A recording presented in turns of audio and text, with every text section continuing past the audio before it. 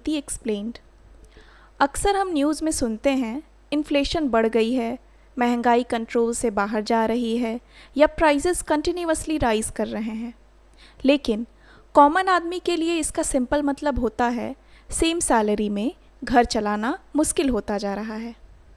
Petrol महंगा, grocery महंगी, school fees high, rent high, transport cost high, धीरे धीरे मंथली बजट टाइट होने लगता है। लेकिन सवाल ये है, इन्फ्लेशन होती क्या है?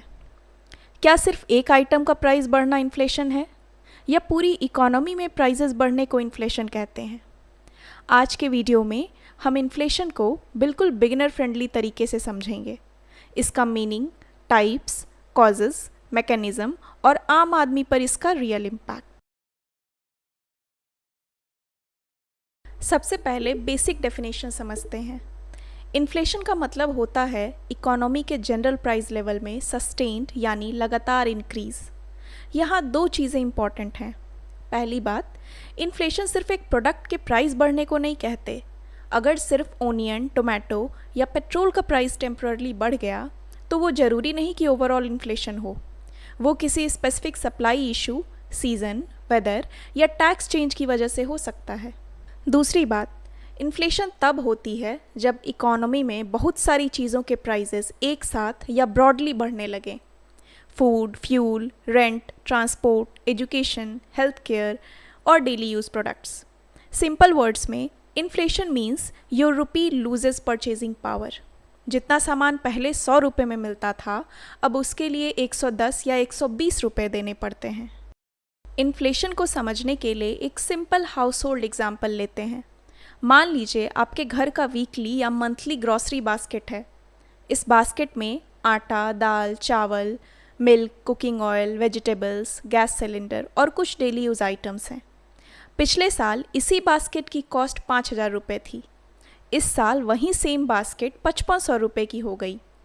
ध्यान दीजिए, बास्केट सेम है, आइटम्स सेम है, क्वांटिटी भी सेम है, लेकिन कॉस्ट बढ़ गई। इसका मतलब ये है कि आपको अपना सेम लाइफस्टाइल मेंटेन करने के लिए अब ज़्यादा पैसा चाहिए। यही इन्फ्लेशन का रियल मीनिंग है। आपकी कॉस्ट ऑफ लिविंग बढ़ जाती है। अगर इनकम सेम रहे और प्राइसेस बढ़ जाएं, तो आदमी को या तो सेविंग्स कम करनी पड़ती हैं या कंजम्पशन रिड्यूस करना पड़ता है। अब समझते हैं इन्फ्लेशन रेट कैसे कैलकुलेट होता है। Inflation rate basically percentage change बताती है, यानी प्राइसेस कितने परसेंट बढ़े। फॉर्मूला बहुत सिंपल है, current price minus old price divided by old price multiplied by 100। अब अपने ग्रॉसरी बास्केट एग्जाम्पल पर आते हैं। पिछले साल बास्केट का प्राइस था 5,000 रुपये। इस साल सेम बास्केट का प्राइस हो गया 5,500 रुपये।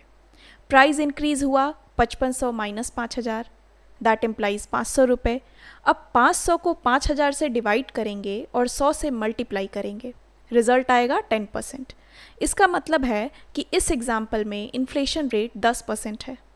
सिंपल वर्ड्स में कह सकते हैं, सेम चीज़ खरीदने के लिए आपको पिछले साल से 10% ज़्यादा पैसा देना पड़ रहा है।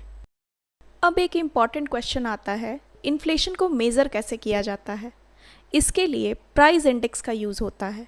इंडिया में दो कॉमन टर्म्स आप हमेशा सुनते होंगे न्यूज़ में या किसी वेबसाइट पर, CPI और WPI। CPI का फुल फॉर्म है कंज्यूमर प्राइस इंडेक्स। ये कंज्यूमर लेवल पर प्राइसेस को मेज़र करता है। मतलब आम आदमी जो गुड्स और सर्विसेज खरीदता है, food, fuel, housing, transport, education, health care, उनकी प्राइसेस का मूवमेंट CPI में रिफ्लेक्ट होता है। इसलिए CPI हाउस होल्ड बजट के ज़्यादा क्लोज होता है। WPI का फुल फॉर्म है होलसेल प्राइस इंडेक्स। ये होलसेल लेवल यानी फैक्ट्री गेट, मंडी लेवल या बल्क ट्रेडिंग लेवल पर प्राइसेस को मेज़र करता है। इसमें manufactured goods, fuel, metals, primary articles जैसे आइटम्स इंपॉर्टेंट होते हैं। सिंपल डिफरेंस याद रखने के लिए ये है, CPI कंज्यूमर की जेब से कनेक्टेड है, WPI होलसेल मार्केट से कनेक्टेड है। पॉलिसी डिस्कशन में CPI बहुत इंपॉर्टेंट होता है बिकॉज हाउस होल्ड इन्फ्लेशन को समझने में ये ज़्यादा यूज़फुल होता है। अब इन्फ्लेशन के टाइप्स को समझते हैं। पहला टाइप है डिमांड पुल इन्फ्लेशन। नाम से ही समझिए, डिमांड प्राइसेस को ऊपर पुल कर रही है। मान लीजिए इकोनॉमी में लोगों के पास ज़्यादा इनकम आ गई, जॉब्स बढ़ रही हैं, सैलरीज बढ़ रही हैं, लोन्स ईजिली मिल रहे हैं और लोग ज़्यादा खरीदारी करना चाहते हैं, लेकिन सप्लाई लिमिटेड है। फैक्ट्रीज़ उतनी जल्दी प्रोडक्शन नहीं बढ़ा पा रही हैं, शॉप्स के पास स्टॉक लिमिटेड है, गुड्स की अवेलेबिलिटी डिमांड के कंपैरिजन में कम है। अब जब बहुत सारे बायर्स लिमिटेड गुड्स खरीदने चलते हैं तो सेलर्स प्राइजेस बढ़ा देते हैं। इसको सिंपल इकोनॉमिक्स लैंग्वेज में कहते हैं too much money chasing too few goods. यही डिमांड पुल इन्फ्लेशन है। डिमांड पुल इन्फ्लेशन का मैकेनिज़्म स्टेप बाय स्टेप समझते हैं। स्टेप 1 में इनकम बढ़ती है, लोगों के पास ज़्यादा पैसा आता है, salary hikes, job growth, business income या क्रेडिट अवेलेबिलिटी की वजह से। स्टेप 2 में स्पेंडिंग बढ़ती है, जब लोग कॉन्फिडेंट फील करते हैं तो वो ज़्यादा कंजम्पशन करते हैं, cars, houses, electronics, travel, restaurants and daily goods पे। स्टेप 3 में डिमांड बढ़ती है, मार्केट में प्रोडक्ट्स और सर्विसेज की डिमांड शार्पली इंक्रीज होती है। स्टेप 4 में प्राइजेस बढ़ने लगते हैं, अगर सप्लाई क्विकली इंक्रीज नहीं होती तो शॉर्टेज प्रेशर क्रिएट होता है। सेलर्स देखते हैं कि डिमांड हाई है तो वो प्राइजेस इंक्रीज कर देते हैं।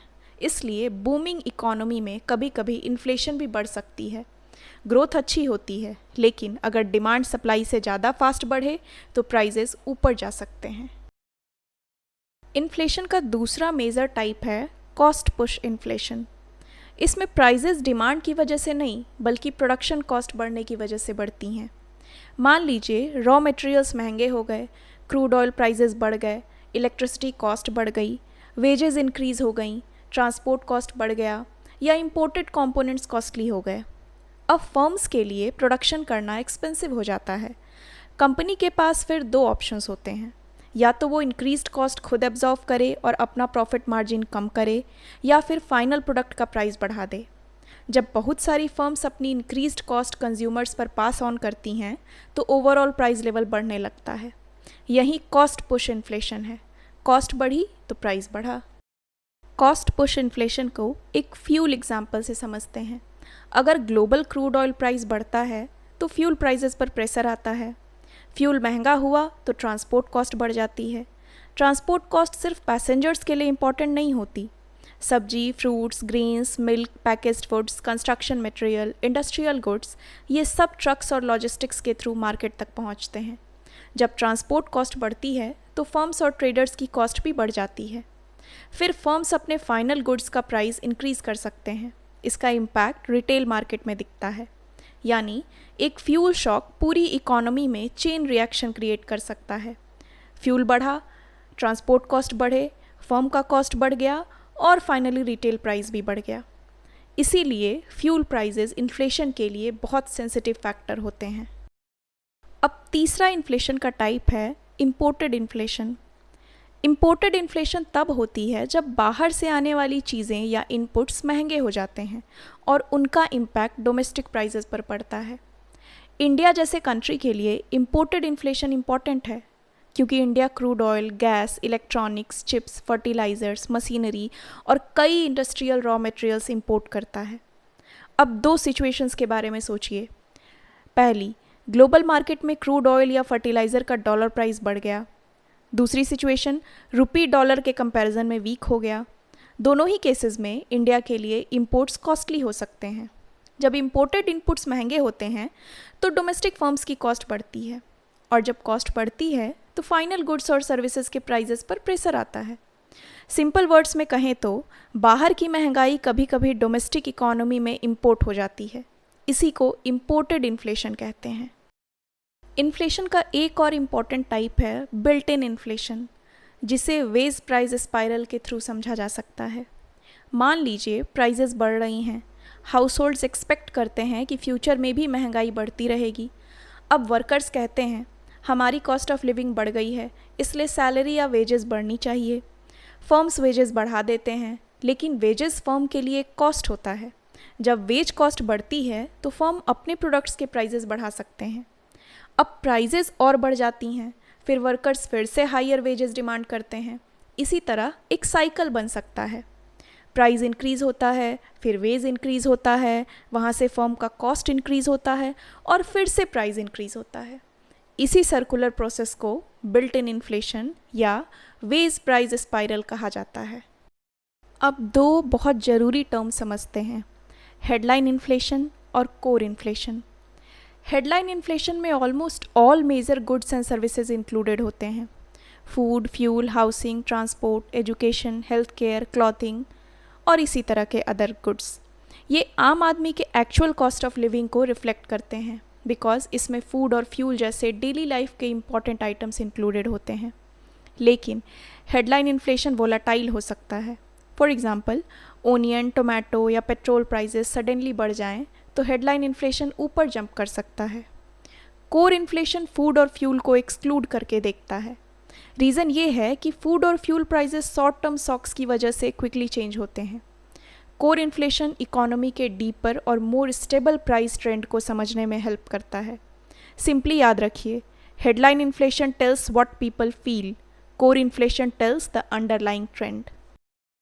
अब सबसे इम्पॉर्टेंट पार्ट, इन्फ्लेशन का आम आदमी पर इम्पैक्ट। इन्फ्लेशन का डायरेक्ट इफेक्ट होता है परचेजिंग पावर पर। मान लीजिए आपकी सैलरी 50,000 रुपये पर मंथ है। अगर प्राइजेस 10% बढ़ जाएं लेकिन सैलरी सेम रहे तो टेक्निकली आपकी रियल इनकम कम हो गई। नॉमिनल इनकम सेम है लेकिन रियल परचेजिंग पावर गिर गई। इसका मतलब पहले जितना सामान आप 50,000 में ख़रीद पाते थे अब उतना नहीं खरीद पाएंगे। इन्फ्लेशन सेविंग्स को भी अफेक्ट करती है। अगर आप कैश या लो रिटर्न सेविंग्स रखते हैं और इन्फ्लेशन हाई है तो आपके पैसे की रियल वैल्यू धीरे धीरे कम होती जाती है। बजट भी श्रिंक हो जाता है। Rent, transport, school fees, groceries और मेडिकल एक्सपेंसेस इनकम का बड़ा हिस्सा खाने लगते हैं। इसलिए इन्फ्लेशन सिर्फ इकोनॉमिक टर्म नहीं है, ये हाउस होल्ड स्ट्रेस का रियल रीज़न बन जाता है। यहाँ पर एक बहुत इंपॉर्टेंट बात समझनी ज़रूरी है, इन्फ्लेशन सब लोगों को सेम तरीके से अफेक्ट नहीं करता। फिक्स्ड इनकम अर्नर्स जैसे salaried employees, pensioners, daily veg workers inflation से ज़्यादा हर्ट हो सकते हैं क्योंकि उनकी इनकम प्राइजेस के साथ इमीडिएटली एडजस्ट नहीं होती। कैश सेवर्स भी अफेक्टेड होते हैं। अगर बैंक एफडी का रिटर्न 6% है लेकिन इन्फ्लेशन 7% है तो आप नॉमिनली इंटरेस्ट कमा रहे हैं लेकिन रियल टर्म्स में आपकी परचेजिंग पावर 1% कम हो रही है। बोरोवर्स के केस में सिचुएशन डिफरेंट हो सकती है। अगर इन्फ्लेशन हाई है तो फ्यूचर में लोन रिपेमेंट की रियल वैल्यू कम हो सकती है। इस सेंस में बोरोवर्स रिलेटिव गेन कर सकते हैं, स्पेशली अगर उनकी इनकम इन्फ्लेशन के साथ बढ़ रही हो। इसलिए इन्फ्लेशन का इम्पैक्ट अनइक्वल होता है। किसी के लिए ये बर्डन है, किसी के लिए मिक्स्ड इफेक्ट है और किसी के लिए कभी कभी रिलेटिव एडवांटेज भी हो सकता है। तो आज का सिंपल समरी ये है, इन्फ्लेशन का मतलब है इकोनॉमी के जनरल प्राइस लेवल का सस्टेन्ड इंक्रीज, मतलब लगातार बढ़ोतरी। अगर सिर्फ एक आइटम महंगा हो तो वो इन्फ्लेशन नहीं हो सकता, लेकिन अगर बहुत सारी चीज़ें ओवरऑल महंगी होने लगें तो उसे इन्फ्लेशन कहा जाता है। इन्फ्लेशन के मेन कॉजेज़ हो सकते हैं डिमांड पुल इन्फ्लेशन, जहाँ डिमांड ज़्यादा और सप्लाई लिमिटेड होती है, कॉस्ट पुश इन्फ्लेशन, जहाँ प्रोडक्शन कॉस्ट बढ़ जाती है, इम्पोर्टेड इन्फ्लेशन, जहाँ फॉरेन प्राइजेज़ या एक्सचेंज रेट डोमेस्टिक प्राइजेज़ को अफेक्ट करते हैं, और बिल्ट इन इन्फ्लेशन, जहाँ एक्सपेक्टेशंस, वेजेस और प्राइजेस का साइकिल बन जाता है। आम आदमी के लिए इन्फ्लेशन का सबसे बड़ा इफेक्ट होता है परचेजिंग पावर का गिरना। सेम इनकम में कम सामान मिलता है, सेविंग्स की रियल वैल्यू कम होती है और मंथली बजट टाइट हो जाता है। लास्टली, अगर आपको इकोनॉमिक्स इसी तरह सिंपल हिंदी या आसान शब्दों में समझना है तो अर्थनीति एक्सप्लेन्ड को सब्सक्राइब कीजिए। मिलते हैं नेक्स्ट वीडियो में एक नए इकोनॉमिक कॉन्सेप्ट के साथ। Thank you.